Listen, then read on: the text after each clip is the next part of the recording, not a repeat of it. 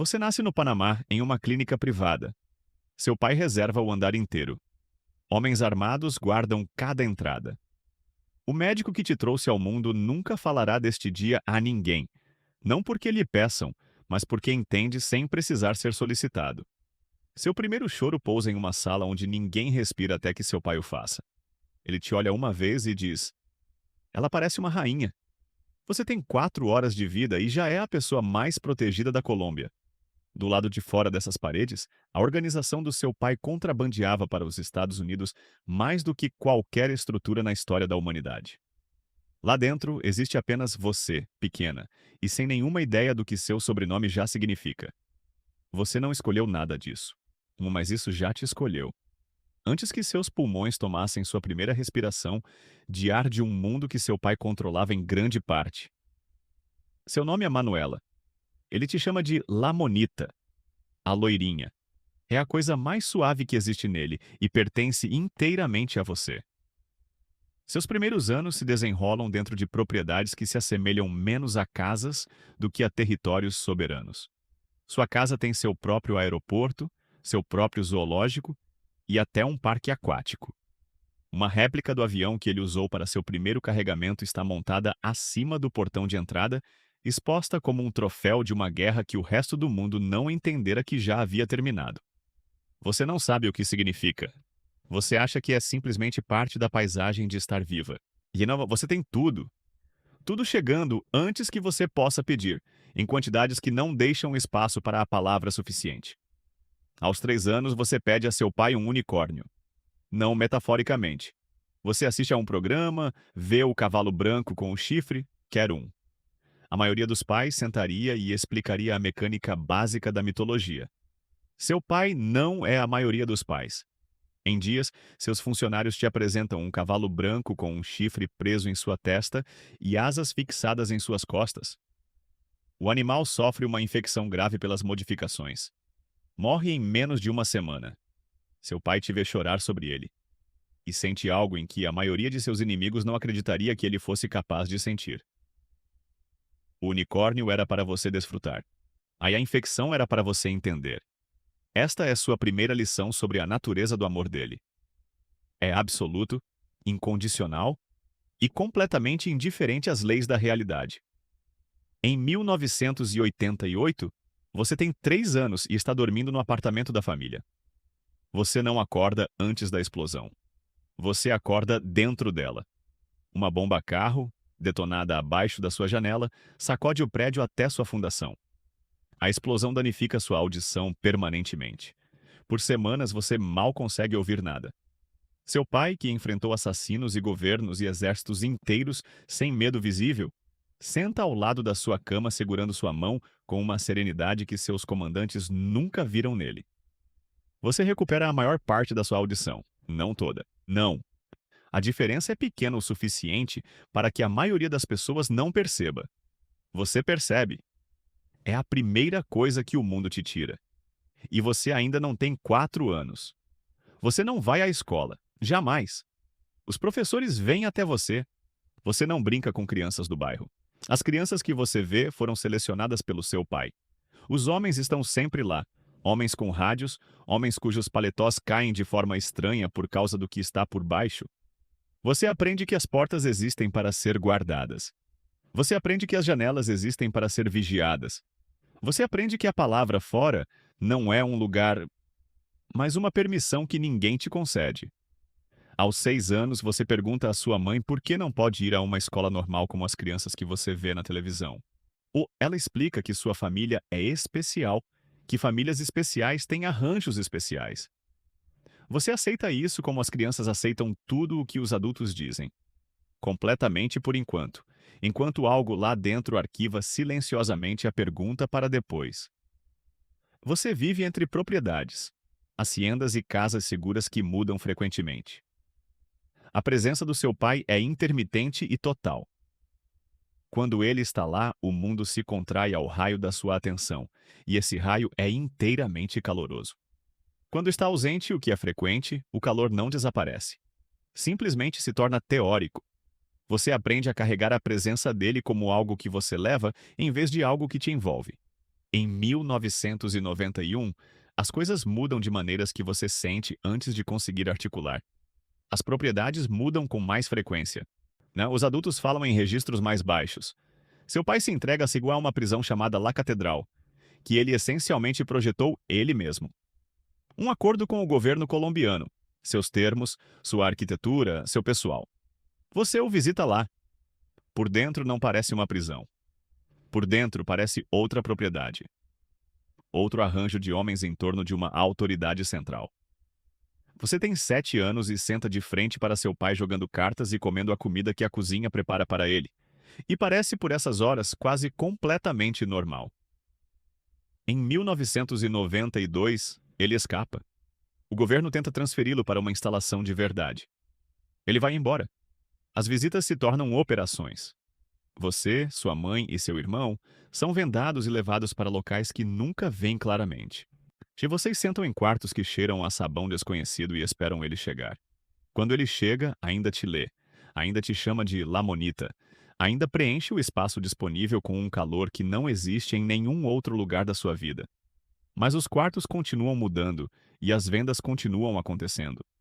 E você tem 8 anos e entende, finalmente, da maneira como crianças entendem as coisas das quais os adultos tentaram as proteger, que isso não é normal.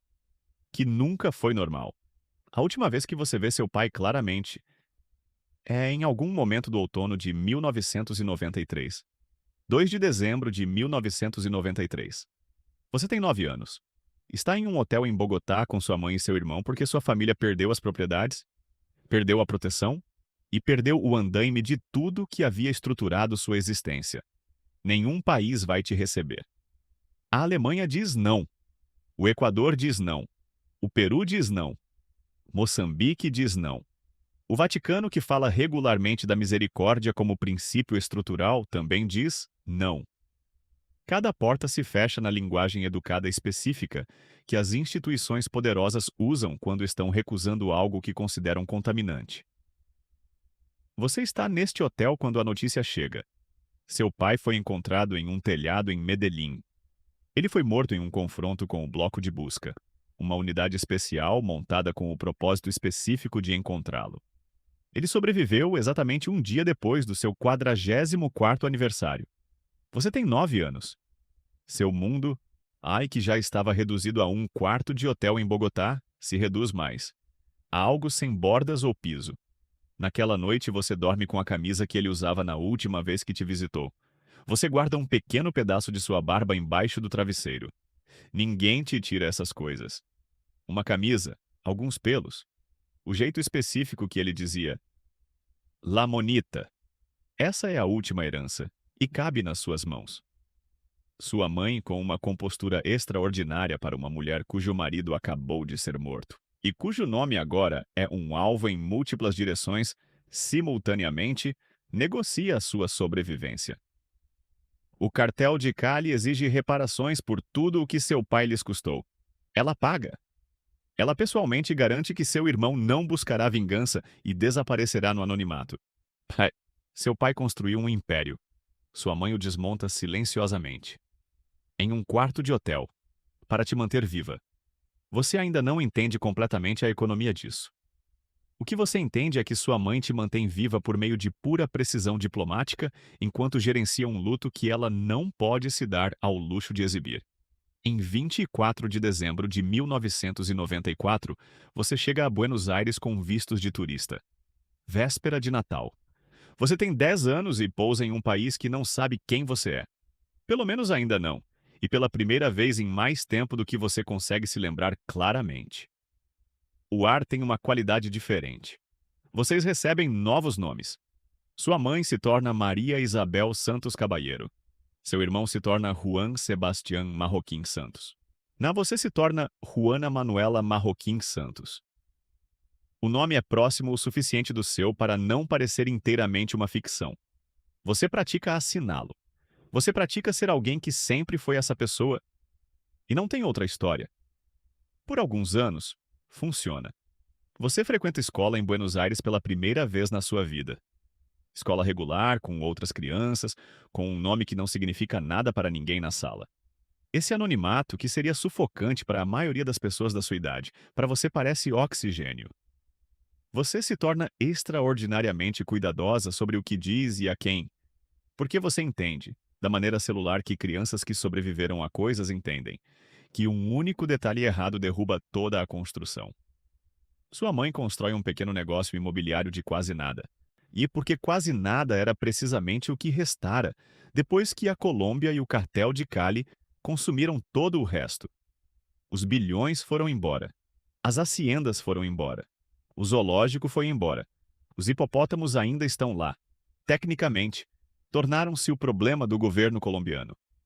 Às vezes você pensa nos hipopótamos. Você vive modestamente em uma cidade que não conhece seu nome. E esse modesto anonimato é a coisa mais valiosa que você já teve. Em 1999, acaba. Um dos sócios comerciais de sua mãe descobre a verdade. O sócio denuncia. Sua mãe e seu irmão são presos. Lavagem de dinheiro, documentos falsos. Eles ficam detidos por meses enquanto suas finanças são investigadas. Você é poupada, você tem 15 anos e é legalmente menor de idade. E não há nada no seu nome para investigar, porque você nunca fez absolutamente nada. Você tem tentado, por 6 anos, simplesmente existir sem consequências em uma cidade que finalmente parecia possível. Seus nomes reais surgem na mídia argentina. O nome que você passou 5 anos apagando cuidadosamente reaparece na imprensa, na televisão, nos rostos de pessoas que agora te olham com a expressão que você lembra da Colômbia. A expressão que calcula quem você é antes de decidir como se sentir em relação a você. Você para de ir à escola, permanentemente. Você volta para tutores em casa, para o interior de um espaço controlado, para a arquitetura da invisibilidade que caracterizou os primeiros 9 anos da sua vida. Exceto que desta vez você não é uma princesa em uma hacienda. Você é uma adolescente em um apartamento em Buenos Aires, com um pai morto, uma mãe presa e um nome que você não pode dizer em voz alta. Sua mãe é libertada. A investigação não encontra conexão comprovável entre seus bens e atividades criminosas. Ela e seu irmão encontram linguagem para o que lhes aconteceu. Encontram maneiras de estar no mundo, com a história presa. Você não encontra. Você tem 40 anos. Nunca deu uma entrevista, nunca publicou memórias, nunca apareceu em um documentário. Seu irmão falou com os filhos dos homens que seu pai mandou matar. Sua mãe escreveu. O mundo fez séries, filmes, podcasts, com seu pai como a gravidade central em torno da qual tudo orbita. E há atores que fizeram carreiras com o rosto dele. Turistas que visitam os locais dos seus crimes. Crianças que usam o nome dele em camisetas, sem saber o que isso custou às crianças que realmente o carregaram. Você não está a uma distância confortável. Você vive com seu irmão em Palermo, Buenos Aires, sob um nome que não é o seu nome, em uma cidade que é o mais próximo de um lar que algo jamais será. O que não é muito próximo. O silêncio é a única herança que ninguém pode te tirar. Então você o mantém.